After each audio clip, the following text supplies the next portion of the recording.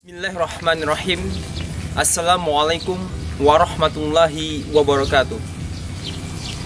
Alhamdulillah, alhamdulillahilladzi adada khalqih wa ridha nafsih wa zinata arsyih wa midada likalimati. Nahmaduhu wa nasta'inuhu wa nastaghfiruh wa na'udzu billahi min syururi anfusina wa min sayyiati a'malina. May yahdihillahu fala mudhillalah wa may yudlilhu fala hadiyalah. Asyhadu an la ilaha illallah wahdahu la syarikalah wa anna Muhammadan abduhu wa rasuluh. Allahumma sholli ala sayyidina Muhammad wa ala ali sayyidina Muhammad. Amma ba'd.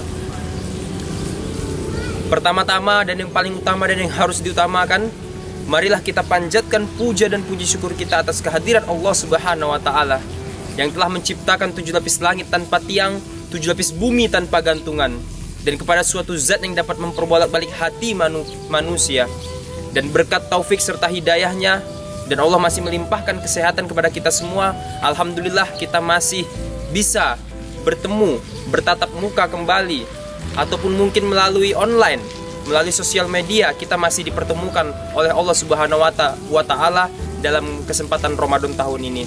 Semoga Allah masih memberikan kita umur dan yang panjang dan kesehatan, sehingga kita masih dipertemukan oleh Allah di Ramadan yang akan datang. Amin amin ya rabbal alamin. Salawat berangkaikan salam tidak lupa pula kita haturkan kepada junjungan Nabi besar kita Muhammad sallallahu alaihi wasallam, yang telah berselimuti pedang, yang telah bermandikan darah, dan yang telah berhujankan anak panah demi menegakkan kalimat la ilaha illallah Muhammadar Rasulullah. Pada kesempatan kali ini saya akan berbicara, bertausiah yang singkat mengenai jagalah pandangan.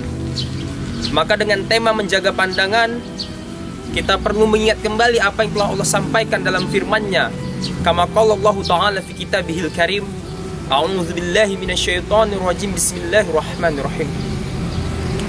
Qulil mu'minina yaghuddu min absarihim wa yahfazuna furujahum dzalika azkalahum innallaha khabirum bima yasnaun.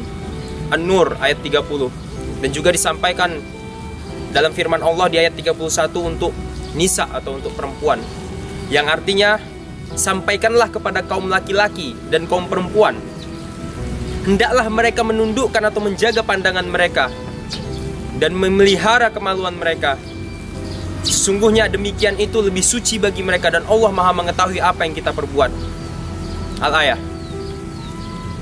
Berbicara tentang menjaga pandangan, sudah sering kita mendengar jagalah pandangan, dan juga sudah sering kita mendengar la taqrabu zina, janganlah mendekati zina. Namun juga kita sangat sering melupakan hal-hal tersebut, sering mendengar namun sering melupakan. Maka berbicara tentang menjaga pandangan ini sangatlah penting untuk kita bahas kembali, kita pahami kembali apa pengaruhnya bagi masa depan kita.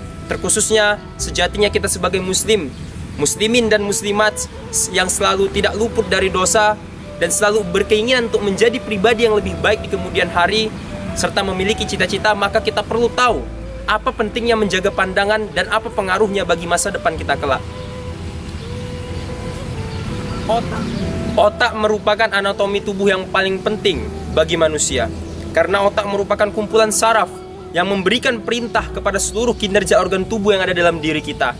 Apabila jantung berhenti sejenak, maka manusia masih mungkin untuk hidup. Namun sebaliknya, apabila otak berhenti untuk bekerja atau ada saraf yang terjepit, maka seluruh kinerja organ tubuh akan berhenti untuk bekerja, karena tidak menerima perintah dari pusat saraf yang mengomandoinya yang berada di dalam kepala kita, yang disebut dengan otak. Segala hal yang kita lihat akan menjadi sebuah rekaman memori, yang mana memori itu akan hadir kembali ke dalam diri kita ketika kita berada di waktu kosong. Misalnya, apabila kita pernah menonton video-video yang kurang baik, video-video yang tidak layak untuk kita tonton, atau kita terbiasa bergaul dengan orang-orang yang kurang baik, maka ingatan yang ada di memori kita akan hadir kembali, mengingatkan kita untuk mengisi sela-sela kosong kita dengan melakukan hal-hal yang tidak baik pula. Maka dari itu penting bagi kita untuk menjaga pandangan. Ketika kita menjaga pandangan, maka secara umum segala hal akan terjaga. Karena segala hal yang buruk berawal dari pandangan. Segala hal yang baik juga berawal dari pandangan. Ketika memandang sesuatu, maka kita akan mulai berpikiran. Ketika kita memandang sesuatu dan itu berkepanjangan, maka pikiran-pikiran negatif juga akan timbul ke dalam diri kita. Dan ketika pikiran negatif sudah berada dalam diri kita, mulailah kita akan timbul sebuah action atau perilaku-perilaku buruk yang ada dalam diri kita. Ketika kita melihat sesuatu dengan nafsu, maka nafsu selalu menuntut untuk dipenuhi. Segala hal yang berhubungan dengan nafsu, maka dia menuntut untuk dipenuhi. Maka dari itu, marilah kita jaga pandangan kita agar nafsu itu tidak muncul. Ketika nafsu itu tidak muncul, maka kita tidak perlu memenuhinya. Bagi kita kaum-kaum muda yang belum menikah misalnya, ketika kita melihat sesuatu dan kita nafsu akan hal tersebut, maka setan yang ada di dalam diri kita menuntut kita untuk memenuhi nafsu tersebut. Apabila kita telah berkeluarga, kita bisa memenuhi nafsu tersebut. Namun sebaliknya, apabila kita kaum muda yang belum berkeluarga, kita tidak bisa memenuhi nafsu-nafsu tersebut, maka akan terjadilah yang namanya zina.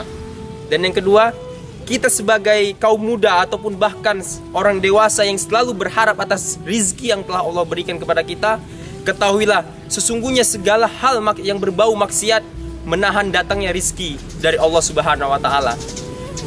Dan terkhususnya bagi kaum muda, tidak hanya rizki, bahkan bagi kita yang masih dalam lembaga pendidikan, masih dalam tahap menuntut ilmu, maka kita akan sangat sulit menerima ilmu apabila kita melakukan maksiat. Hal-hal yang berbau maksiat akan menunda atau menghambat segala kebaikan yang datang ke dalam diri kita.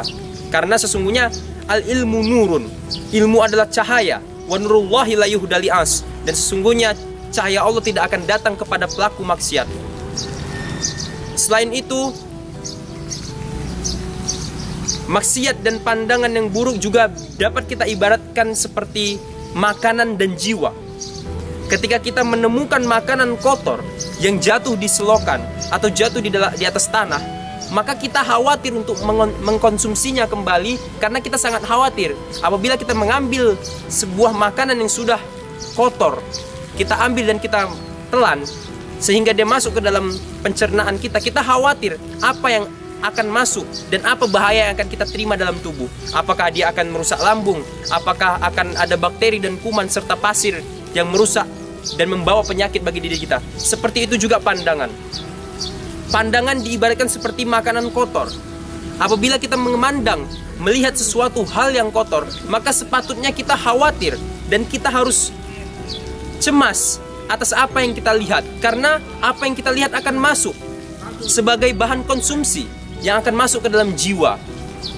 Ketika pandangan kita buruk, maka jiwa kita akan rusak. Ketika kita mengkonsumsi makanan yang tidak sehat, makanan yang kotor, maka pencernaan dan tubuh kita akan terkontaminasi dengan bakteri dan penyakit.